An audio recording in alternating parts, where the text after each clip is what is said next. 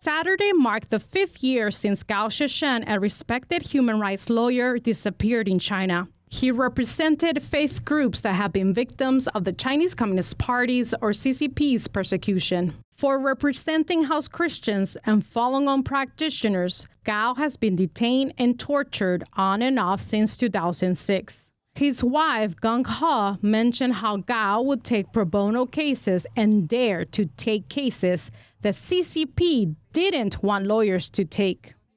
I feel he's a very responsible person. At home, he was a good husband and a good father. So his sense of responsibility carried over to his work.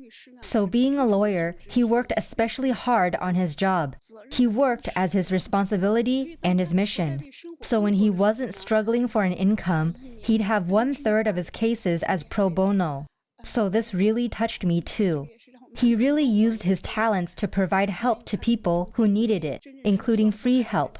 Even for Falun Gong or Christians, the CCP didn't allow him to take the cases, but he took them anyway. He used his kind heart and his profession to do that work. Gong explained how she has lost family members due to the CCP's harassment. More tragic thing is during these 5 years, the CCP continuously harassed Gao's older sister. Since she was always concerned for her little brother's well-being, whether he was dead or alive, she fell into depression. Finally, in May 2020, she drowned herself in a river. The local police wouldn't let my brother-in-law leave the area for fear he'd look for Gao. They took away his ID, forced him to sign documents at the station, and wouldn't let him leave. My brother-in-law was ill at that time. He needed to get medicine and see a doctor, but they always made things difficult for him. He eventually jumped off a building to his death. To commemorate the 5-year anniversary, Gong and supporters of Gao gathered in front of the Chinese consulate in Los Angeles to call for his release. I come here to support. I try to, together with other people, we hope that Mr. Gao Zhishen can be released, can get his freedom, and he also can continue to fight for the people in China for their human rights.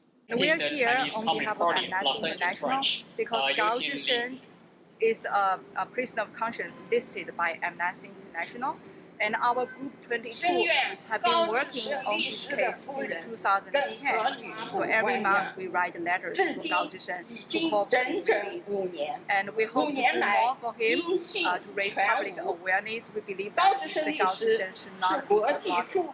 Felipe Alexander, a human rights lawyer who attended the rally, mentioned the difference between the rule of law for lawyers in China and the United States.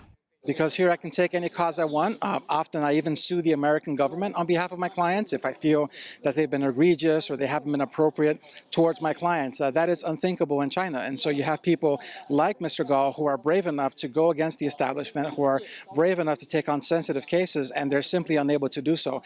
Gong last heard from her husband on August 13, 2017. She says she follows his motto of being an upright citizen and helping others. Jackie Rios, NTD News, Los Angeles.